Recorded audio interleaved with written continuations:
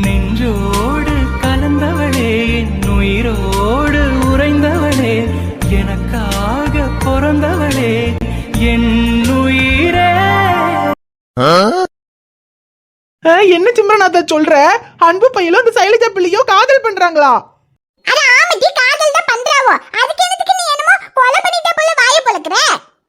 ஐயோ அது இல்ல சிம்ரனாத்தா, அந்த அன்பு பையன் என் நாத்தனார கல்யாணம் பண்ணிக்கிறேன்னு சொல்லிதானே என் வீட்டுக்கு பொண்ணு பார்க்க வந்தா. கல்யாணம் எல்லாம் பேசி முடிவு பண்ணியாச்சு. இப்ப போய் அந்த சைலஜா பிள்ளைய காதல் பண்றேன்னு சொல்லிக்கிட்டு இருக்க. இப்ப இல்லடி, உன் நாத்தனார பொண்ணு பார்க்க வர்றதுக்கு முன்னால பிடிச்ச அந்த சைலஜா பிள்ளைய தான் அவன் காதலிச்சிட்டு இருக்கான். ஐயோ என்ன சிம்ரனாத்தா சொல்லுற? குழப்புன்னு குழப்புறிய, எனக்கு ஒண்ணும் விளங்கல.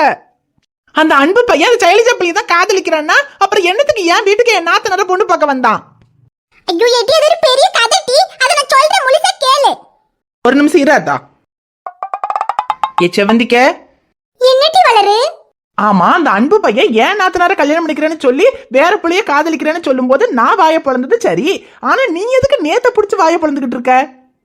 அது இல்லடி வளரு, நம்ம ஊர்ல இந்த கல்யாணம் காது குத்து விசேஷம் நடந்தே ரொம்ப காலம் ஆகுது. எல்லாம் இந்த காதல பண்ணி ஒருத்தர் இழுத்துக்கிட்டு ஓடிடுதுங்க. ஒரு கல்யாணம் காட்சின்னு விசேஷமா யாரும் செய்யவே மாட்டேங்கிறாங்க. இந்த நல்ல வாழை இலையெல்லாம் போட்டு இந்த கல்யாண சாப்பாடெல்லாம் சாப்பிட்டு ரொம்ப காலம் ஆகுதுடி. சரி, இன்னும் 2 மாசத்துல அந்த அன்பு பையலுக்கு உன் நாத்தனாருக்கு கல்யாணம் வச்சீங்கன்னா நல்ல ஆசை தீர கல்யாண சாப்பாட்டை ஒரு 4 வாட்டி சாப்பிட்டுக்கிடலாம்னு பார்த்தேன்டி. ஆனா அதுக்குள்ள அந்த பாலா போன அன்பு பையன் இப்படி அந்த பிள்ளைய காதலிச்சு அவனும் இழுத்துக்கிட்டு ஓடி கல்யாண சாப்பாட்டை இல்லாம ஆக்கிடுவான் போலயே. ஓ, அப்ப நீ என் நாத்தனாரோட வாழ்க்கை போச்சேங்கிறதுக்காக வாய பொழக்கல, கல்யாண சாப்பாடு கிடைக்காம போச்சேன்னு தான் வாய பொழந்திருக்க. எடி வளரு, என்ன இருந்தாலும் சோறு முக்கியம் இல்லடி. சோறு முக்கியம்தான், ஆனா அதை விட உன்ன மாதிரி விஷ கிருமியை கொள்றது அதை விட முக்கியம். உன்னையெல்லாம் உசுரோட விடுறதே தப்பு. உன்னை இன்னைக்கு கிணத்துல முக்கி கொல்லல. ஐயோ எடி வளரு, உடிட்டி பயமா இருக்குடி.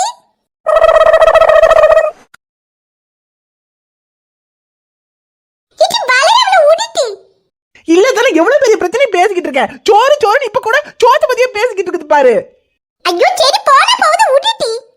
சிம்ரனத்தா, நீ சொல்றதுக்காக மட்டும்தான் விடுறேன். இது 2 பேரும் கொஞ்சம் சொல்றது பொறுமையா கேளுங்கடி.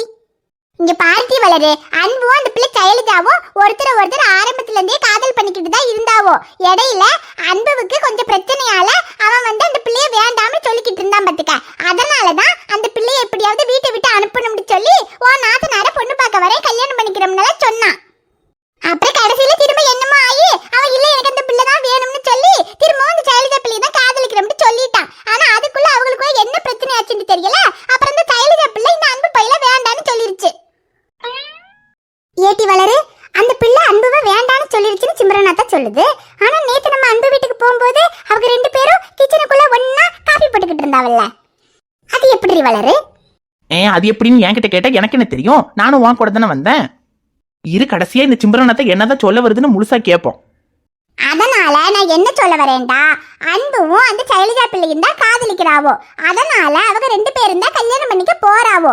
அதனால அந்த அன்பு பையன் உன் நாத்தனார கட்டிக்கிட மாட்டான். அதனால சிம்ரனாத்தா நிறுத்து. மொத்தம் எத்தனை அதனால? இப்ப அதனால நீ என்னதான் சொல்ல வர? ஐயோ எட்டி, அதான் மட்டும் நான் சொல்ல வரேன். அதனால அந்த அன்பு பையன் உன் நாத்தனார கல்யாணம் பண்ணிக்க மாட்டான்னு சொல்ல வரேன். சிம்ரனத்தா அவன் நாத்தனார கட்டிக்கிட மாட்டான்னு எங்க வீட்டுல சொல்லணும்ல. அவன் பாட்டுக்கு கல்யாணத்துக்கு சம்மதம்னு சொல்லிட்டு போயிட்டான். கதிர் வேற என் வீட்டுக்காரர்கிட்ட பேசி 2 மாசத்துல கல்யாணத்தை வச்சுக்கலாம்னு சொல்லிட்டாங்க. இப்ப என் வீட்டுக்காரு மாமியாரு எல்லாரும் கல்யாணத்துக்கு வேண்டிய ஏற்பாடு பண்ணிக்கிட்டு இருக்காவோ. இப்ப அந்த அன்பு பையன் அந்த சைலஜா பிள்ளைய காதலிக்கிறேன்னா அது எங்க வீட்டுல சொல்லணும்ல. அதை விட்டுட்டு நாங்க கல்யாணத்துக்கு எல்லா ஏற்பாடும் பண்ண கடைசியில கட்டிக்கிட மாட்டேன்னு சொன்னா அப்ப என் வீட்டுக்கார அவனை சும்மா விடுவாரா? என் வீட்டுக்கார என்னத்துக்கு கதிரே அவனை சும்மா விட மாட்டான். ஐயோ ஆமட்டி வளரு, கதிருக்கு இந்த விஷயம் தெரியாது. அவனுக்கு தெரிஞ்சாலே இப்ப என்ன ஆகுன்னு தெரியல. சிம்ரனாத்தா, அன்பு அந்த சைலஜா பிள்ளைய காதலிக்கிறது வீட்டுக்கு தெரியுதோ தெரியலையோ அது அப்புறம் பாத்துக்கலாம். ஆனா என் நாத்தனார அவன் கட்டிக்க மாட்டேங்கிற விஷயத்த முதல்ல என் வீட்டுல சொல்லணும். அப்படி மட்டும் இப்ப சொல்லாம கல்யாணம் எல்லாம் ஏற்பாடு பண்ண கடைசியில என் நாத்தனார அவன் கட்டிக்க மாட்டேன்னு சொல்லிட்டான்னு வெய்யி. அப்புறம் கதிரு என் வீட்டுக்காரன் சேர்ந்து அவனை உண்டு இல்லைன்னு பண்ணி போடுவாவ. ஐயோ ஆமட்டி வளரு, அது என்னமோ உண்மைதான். சரி, நான் அந்த அன்பு பைக்கிட்ட சொல்றேன். நீ சைலஜா பிள்ளைய காதலிக்கிற விஷயத்த வீட்டுல சொல்றியோ இல்லையோ அது என்னவோ செஞ்சுட்டு போ. ஆனா வளரோட நாத்தனாரை கட்டிக்க மாட்டேன்னு முதல்ல வீட்டுல சொல்லுன்னு சொல்றேன். அதை முதல்ல சொல்லாத்தா. சொல்லி என் வீட்டுல கூப்பிட்டு இந்த கல்யாணத்துக்கு விருப்பம் இல்லைன்னு சொல்லு. அப்ப என் புருஷனும் மாமியாரும் சேர்த்துக்கிட்டு என் நாத்தனாருக்கு வேற எங்கேயாவது மாப்பிள்ளை பார்த்து கட்டி வைப்பாவோ. சேட்டி வளரு, நான் இப்ப தேவி வீட்டுக்கு தான் போய்கிட்டு இருக்கேன். போய் அந்த அன்பு பையல பார்த்து நீ வளரோட நாத்தனாரை கெட்டிக்கிறேன்னு முதல்ல வீட்டுல சொல்லி அவங்க வீட்டுக்கு கூப்பிட்டு சொல்லுன்னு சொல்றேன். அது நான் சொல்லிக்கிறேன் வளரு.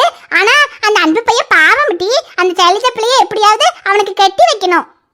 நான் சரி உங்ககிட்டயும் சொல்லி எப்படியாவது அந்த சைலஜா பிள்ளைய அன்பு பையலுக்கு கட்டி வைக்கிறதுக்கு ஏதாவது ஐடியா பண்ணுவோம்னு பாத்துக்கிட்டு இருக்கேன். ஆனா இப்ப அந்த அன்பு பையன் உன் நாத்தனாரை கெட்டிக்கலன்னு உனக்கு கோவம் மாட்டி? அட நீ ஒண்ணு சிம்மரனாத்தா, எனக்கு என்ன கோவம்? என் நாத்தனார அன்பு கெட்டிக்கடலைன்னா அன்பு தப்பிச்சுட்டானே எனக்கு சந்தோஷம் தான். போ என்னடி சொல்ற? அட ஆமா சிம்மரனாத்தா, என் நாத்தனார் ஒரு ஆளு. அந்த பரங்கிக்கா மண்டைக்கு ஒரு வேலையும் செய்ய தெரியாது. எப்ப பார்த்தாலும் மேக்கப் போட்டு மினிக்கிட்டு இருக்கிறதுக்கு மட்டும்தான் தெரியும். அன்பு பையன் மட்டும் அவளை கெட்டியிருந்தான், அப்புறம் படாத பாடு பெற்றிருப்பான். அவன் எப்படியோ தப்பிச்சுட்டானு இப்ப சந்தோஷப்பட்டுக்கிட்டு இருக்கேன். சிம்மரனாத்தா நீ ஒண்ணு கவலைப்படாத.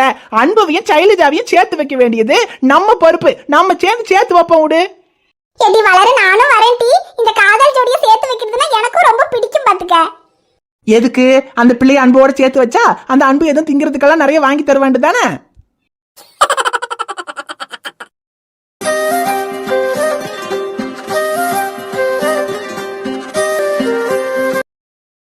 எப்படி இருக்கு மின்னல்? இதுதான் நம்ம ரூம். சாரி, உன் ரூம். நீ என் வீட்டுக்கு வரேன்னு தெரிஞ்சதுமே உனக்காக தான் இந்த ரூமை ரெடி பண்ண. எப்படி இருக்கு? உனக்கு பிடிச்சிருக்கா? பிடிக்கலன்னு சொன்னா என்ன பண்ணுவ? பிடிக்கலன்னு சொன்னாலும் ஒன்றும் பண்ண மாட்டேன். ஏன்னா நீ இந்த ரூம்ல தான் இருக்கணும். இதை விட்ட எங்க வீட்டில் வேற ரூம் இல்லை. அப்படி ரூம் இல்லைன்னெல்லாம் சொல்லிட முடியாது. ஒரே ஒரு ரூம் இருக்கு, என்னோட ரூம். உனக்கு இந்த ரூம் பிடிக்கலன்னா நீ அங்க வந்து என் கூட இருந்துக்கலாம். நான்லாம் ஒண்ணு தப்பா நினைக்க மாட்டேன். என்ன மின்னல், என் ரூமுக்கு வரியா? போடா ஃப்ராடு. எனக்கு இந்த ரூமே பிடிச்சிருக்கு, நான் இங்கே இருந்துக்கிறேன். சரி, இப்போதைக்கு இந்த ரூம்ல இருந்துக்கோ. அப்புறம் நமக்கு கல்யாணத்துக்கு அப்புறமா என் ரூமுக்கு வந்துக்கலாம். அதெல்லாம் கனவுல கூட நடக்காது. ஏன் மின்னல், என் ரூமுக்கு வர மாட்டியா? சரி வேண்டாம், அப்ப நம்ம 2 பேரும் சேர்ந்து இந்த ரூம்லயே இருந்துக்கலாம். போடா கிறுக்கா, நான் உன்னை கல்யாணம் பண்ணிக்கிறது நடக்காதுன்னு சொன்னேன். ஐயோ மின்னல், அதை பத்தி நீ கவலைப்படாத. அதை நடத்த வேண்டியது என் பொறுப்பு. நீ எனக்கு ஓகே மட்டும் சொல்லு, மத்ததெல்லாம் நான் பாத்துக்கிறேன். நீ பாத்துக்கிட்டே இரு. ஆனா இந்த ஜென்மத்துல நான் உனக்கு ஓகே சொல்லவே மாட்டேன். சொல்லுவ மின்னல், ஓகேன்னு மட்டும் இல்ல. அன்னைக்கு சொன்னியே எனக்கு அம்மா அப்பா எல்லாமே நீ தாண்டா, உன்னை விட்டு இதுக்கப்புறம் நான் எங்கேயும் போக மாட்டேன், எனக்கு நீ வேணும்னு. அதே மாதிரி திரும்பவும் என்னை கட்டி பிடிச்சி உன் காதில் நீ என்கிட்ட சொல்வ. அதுக்கு முதல்ல நான் உன்னை எந்த அளவுக்கு லவ் பண்றேன்னு உனக்கு புரியணும் மின்னல். எனக்கு கேன்சர் இருக்கு, நான் கொஞ்ச நாள் தான் உயிரோட இருப்பேன், சீக்கிரமா செத்துருவேன்னு தெரிஞ்சப்போ நான் சாக போறேன்னு கூட கவலைப்படல மின்னல். ஆனா உன் கூட வாழாம நான் சாக போறேன்னு நினைச்சுதான் கவலைப்பட்டேன். அன்னைக்கு நீ சொன்னியே ஒரே ஒரு நாள் உன் கூட வாழ்ந்துட்டா போதுண்டான்னு. அதே மாதிரி தான் மின்னல் நானும் நினைச்சேன். உன் கூட ஒரே ஒரு நாள் வாழ்ந்துட்டு உன் மடியிலேயே செத்துறணும்னு. ஆனா அந்த ஒரு நாளுக்கு அப்புறம் நீ கடைசி வரைக்கும் கஷ்டப்படுவியன்றதுக்காக மட்டும்தான் அதையெல்லாம் நான் உன்கிட்ட சொல்லாம மறைச்சேன். ஆனா உன் கூட நான் மனசுக்குள்ள ஒரு நாள் இல்ல மின்னல், 100 வருஷம் வாழ்ந்திருக்கேன். அப்படி நான் கனவுல உன் கூட வாழ்ந்த வாழ்க்கைய இந்த டைரியில கற்பனையா எழுதியிருக்க மின்னல்.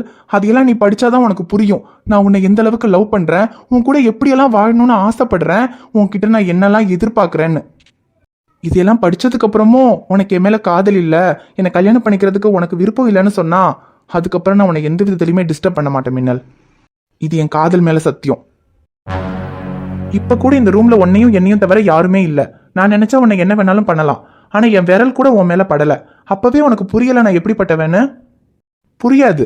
ஏன்னா புரியாதவங்களுக்கு புரிய வச்சிடலாம், புரியாத மாதிரி நடிக்கிறவங்களுக்கு புரிய வைக்கவே முடியாது. என்ன ஒரு மாதிரி சாஃப்டா கூப்பிடுறா? ஒருவேளை நான் சொன்னது புரிஞ்சிருச்சோ? என்ன மின்னல்?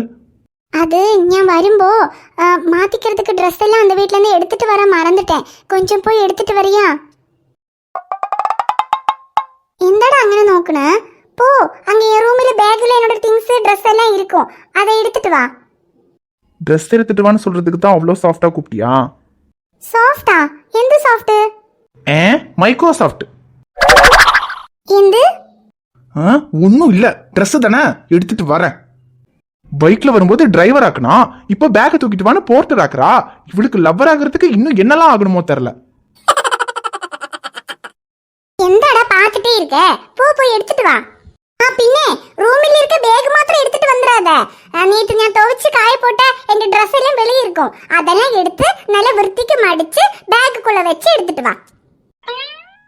அப்புறம் அப்புறம் இருந்தா பின்னே ட்ரெஸ்ஸிங் டேபிள்குள்ள எந்த பொட்டு கண்மஷி வளையல் கம்மல் அப்புறம் மூக்குத்தி கொலுசு. சேச்சே அதெல்லாம் இல்ல, மூக்குத்தி கொலுசு எல்லாம் ஒண்ணுதான் இருக்கு. அப்புறம் அடியே சரி சரி அவ்வளவுதான். அதெல்லாம் எடுத்து பேக்குள்ள போட்டு பத்திரமா எல்லாம் கொண்டு வா. எடா எல்லாம் நீ பத்திரமா கொண்டு வரலன்னு சொல்லி உன்னை நம்பிதான் அனுப்புறேன். எல்லாம் பத்திரமா கொண்டு வந்துருவல்ல. இது இவளுக்கே கொஞ்சம் ஓவரா இல்ல? வச்சிருக்கிறதே 4 இத்து போன தாவணி, அதை வேற பத்திரமா கொண்டு வா பத்திரமா கொண்டு வான்னு 10 வாட்டி சொல்றான். கொண்டு வரேன். கடுப்பேத்துற இருடி, இதுக்கப்புறம் இந்த வீட்டுல தானே இருக்க போற, பாத்துக்கிறேன்.